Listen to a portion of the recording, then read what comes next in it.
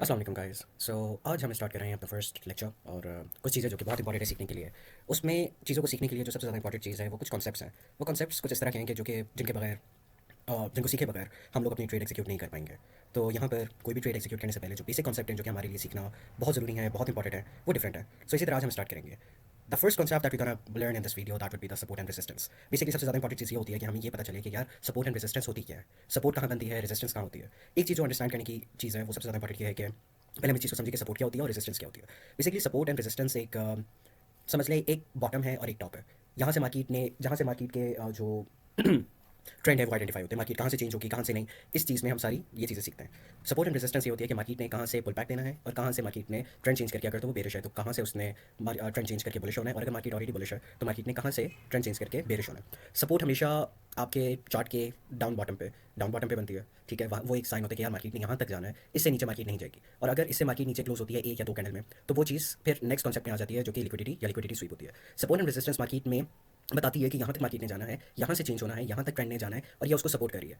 उसकी उसकी वैल्यू कितनी है, वो कितना स्ट्रॉन्ग है, ये हमें कैंडल और कैंडल स्टिक पैटर्न्स बताते हैं कि मार्केट का जो सपोर्ट है वो यहाँ पर स्ट्रॉन्ग है, मार्केट का रेजिस्टेंस है तो यहाँ पर स्ट्रॉन्ग है, और ये वो पॉइंट है जहाँ से मार्केट रिटर्न हो सकती है, पुल बैक हो सकती है, या उसका जो ट्रेंड है वो चेंज हो सकता है। Now we have to understand the liquidity and liquidity sweep. Liquidity क्या होता है? लिक्विडिटी हमेशा मार्केट में जो लोगों के स्टॉप लॉस होते हैं जब उसको हिट होता है। एग्जाम्पल के तौर पर एक बंदे ने एक एस एल अपना लगाया हुआ है 4250 पे, ठीक है, और 4255 पे उसकी एंट्री है बाई की, और उसका जो टेक प्रॉफिट है या टीपी है वो 65 हो सकता है, या उसकी जो भी बाई की पोजीशन है जहाँ भी उसने अपना रखा हुआ है 100 पिप्स रखा हुआ है, 200 पिप्स रखा हुआ है, तो वो उसका प्रॉफिट है। फॉर एग्जाम्पल एक बंदे ने 4255 पे बाई की ट्रेड लिया है और उसने अपना एस एल 4250 पे दे दिया। अब लिक्विडिटी और लिक्विडिटी स्वीप क्या होती है कि मार्केट ने थोड़ा सा ऊपर गई है या उसने मतलब ट्रेड के अंदर एंटर हुआ है और उसके बाद उसने मतलब उसकी ट्रेड चलना शुरू हो गई है, लेकिन एक स्ट्रॉन्ग कैंडल बनी है, उसको आप हैमर कह सकते हो, आप उसको डॉजी कह सकते हो, या आप कोई भी और कैंडल कह सकते हो, जिसकी वजह से वो उसका जो एस एल है वो हिट हो गया।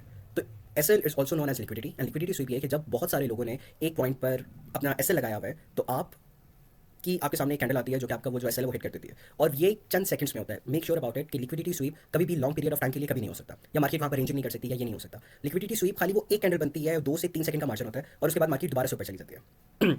नाउ द नेक्स्ट जो एक इंपॉर्टेंट कॉन्सेप्ट है that is you can say the order block. Order block बहुत इंपॉर्टेंट होता है। ऑर्डर ब्लॉक इंपॉर्टेंट इस वजह से होता है क्योंकि आपको वो चीज़ें समझनी पड़ती हैं, आपको वो चीज़ें जाननी पड़ती है कि ऑर्डर ब्लॉक क्या होता है। For example if you are trading in gold, तो हमें ऑलरेडी पता है कि गोल्ड मतलब एक ऐसी कमोडिटी है या ऐसा फॉरेक्स पेयर है जो कि बहुत सारे लोग ट्रेड करते हैं। मेजरली कुछ बड़े इंस्टीट्यूशंस होते हैं, कुछ बड़ी कंट्रीज़ होती हैं। अगर हम कंट्रीज़ का नाम लें तो उनमें यू कैन से चाइना सबसे बड़ा गोल्ड बायर है, उसके बाद रशिया है, अमेरिका है, सिंगापुर भी है, साउथ अफ्रीका है, बाकी सारी कंट्रीज़ हैं। फॉर एग्जांपल ऑर्डर ब्लॉक क्या होता है कि हम लोग जैसे रिटेलर हैं या हम लोग छोटे इन्वेस्टर समझ लें, या आप समझ लें कि हम लोग जैसे $100 से स्टार्ट करें तो हम एक छोटे से उसके ना एक मोहरे हैं, ठीक है।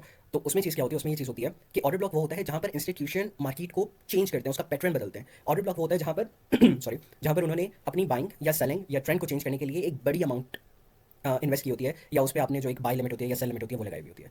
The most important concept the next one will be the FVG, the fair value gap. Fair value gap एक ऐसा कॉन्सेप्ट है कि अगर आप इसमें मास्टर हो जाते हो, आप इसको सीख लेते हो, आप इसकी आइडेंटिफिकेशन सीख लेते हो, तो ये चीज़ आपके लिए बहुत इंपॉर्टेंट है। इससे आप एक हेल्थी प्रॉफिट अर्न कर सकते हो। फेयर वैल्यू गैप क्या होती है? जब हम अपनी ट्रेड एग्जीक्यूट करेंगे तो उसमें जब कैंडल स्टिक्स होंगे, जब चार्ट होगा, तो हम उसमें आपको एक एक चीज़ बताएंगे। उसके बाद inverse fair value gap, that is the same thing, ठीक है, लेकिन वो इन्वर्स है, as it has been identified by its wording. जो उसका कॉन्सेप्ट है इन्वर्स फेयर वैल्यू गैप, तो ये चीज़ जब चार्ट पर आएगी या जब हम ट्रेड एग्जीक्यूट करेंगे तब आप इस चीज़ को ज़्यादा बेहतर तरीके से सीख पाओगे।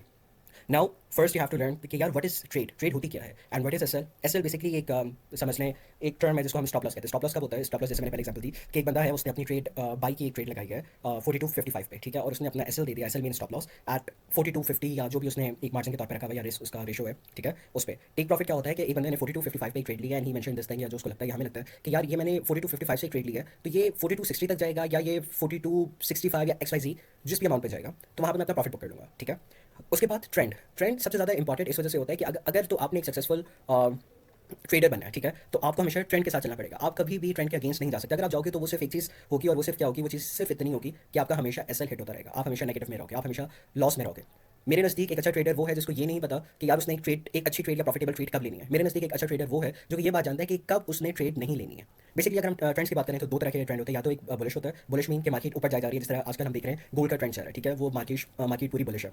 या फिर एक सेकंड ट्रेंड होता है बेरिश। इन दो ट्रेंड्स के अलावा कोई तीसरा ट्रेंड नहीं होता, ठीक है। या तो मार्केट ऊपर जाएगी या फिर मार्केट नीचे जाएगी। इसमें एक और चीज़ ऐड होती है जो कि होती है मार्केट रेंजिंग, या जो एक अलग चीज़ होती है कि मार्केट रेंज कर रही है, या मार्केट आप समझ लें एक्यूमुलेटिव हुई हुई है, या मार्केट साइड वेव हुई हुई है, या मार्केट मतलब मार्केट ना तो अपना मतलब मार्केट इस तरह से रेंजिंग में आई हुई है कि मार्केट ना तो अपना हाई ब्रेक कर रही है, ना मार्केट अपना लो ब्रेक कर रही है, ठीक है। उसके बाद breakout and fake breakout. Breakout और फेक ब्रेकआउट सबसे ज़्यादा इंपॉर्टेंट है इन चीज़ों को समझने के लिए कि यार ब्रेकआउट क्या होते हैं। कुछ ब्रेकआउट होते हैं जो कि रेल होते हैं, जो कि मार्केट इंडिकेट करते हैं कि यार उसका ट्रेंड चेंज हो रहा है। और फेक ब्रेकआउट क्या होते हैं कि वो खाली आपके एसएल खाने के लिए जाते हैं, एसएल खाया, एसएल हिट किया, एंड देन अगेन मार्केट उसी ट्रेंड में वापसी रिवर्स हो जाती है और उसी अपने जॉब का एक्जिस्टिंग ट्रेंड है उसको फॉलो अप करिए।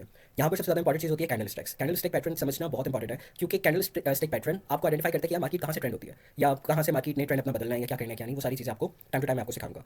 ये आगे आप देख रहे होगे कि इसमें लिखा हुआ है high high and high, high and low, low high, low low, ठीक है। बेसिकली ये ट्रेंड की एक टर्मिनोलॉजीज हैं कि मार्केट अपना हाई ब्रेक कर रही है, हाई को हाई मतलब मार्केट ने ऑलरेडी एक हाई बनाया है, उसके बाद मार्केट दोबारा उसने उसको ब्रेक किया, फिर मार्केट ने एक और हाई बनाया, उसको ब्रेक करके दोबारा वो आगे ऊपर चली गई है। हाई लो का मतलब क्या होता है कि मार्केट ने अपना हाई पे गई है, उसके बाद मार्केट नीचे आई है, और उसके बाद दोबारा मार्केट ने अपना हाई जो हाई है वो ब्रेक किया है। और जो लो हाई लो है, ठीक है, ये बेसिकली और जो नेक्स्ट हमारा है वो लो हाई और लो लो हमारा लाइक बेरिश ट्रेंड में होता है कि मार्केट ने हाई ऊपर नीचे आ रही है, लेकिन मार्केट थोड़ी सी ऊपर गई है, फिर नीचे आ गई है, फिर ऊपर गई है, फिर नीचे आ गई है, उसका जो ओवरऑल ट्रेंड है वो डाउन का है, ठीक है। फिर लो एंड लो मतलब मार्केट नीचे जा रही है, फिर अपना ब्रेकआउट दे रही है, फिर उस जो प्रीवियस लो है उसको ब्रेक करिए, फिर प्रीवियस लो है उसको ब्रेक करिए। Candle identification and understand the back and logic of each candle, that is the most important thing कि यार अगर कोई कैंडल बन रही है, कहाँ बन रही है, उसकी पोजीशनिंग कहाँ पर आ रही है, ये चीज़ समझना बहुत इंपॉर्टेंट है। और यही चीज़ें सीख सीख के आप मतलब एक प्रॉफिटेबल ट्रेडर बन सकते हो। So let's start to understand this concept, and जो अदर कंसेप्ट हैं वो मैं आपको टाइम टू टाइम बताता रहूँगा, कौन सी सबसे ज़्यादा इंपॉर्टेंट चीज़ है, कौन सी नहीं है, और किन चीज़ों को हमने फोकस करना है, किन चीज़ों को हमने लर्न करना है, किन कॉन्सेप्ट पे हम हमारी ग्रिप होनी चाहिए, वो तमाम चीज़ें नेक्स्ट वीडियोस में, और जब हम ट्रेड एक्जीक्यूट करेंगे तब ये सारी चीज़ें स्टार्ट हो जाएंगी इंशाल्लाह।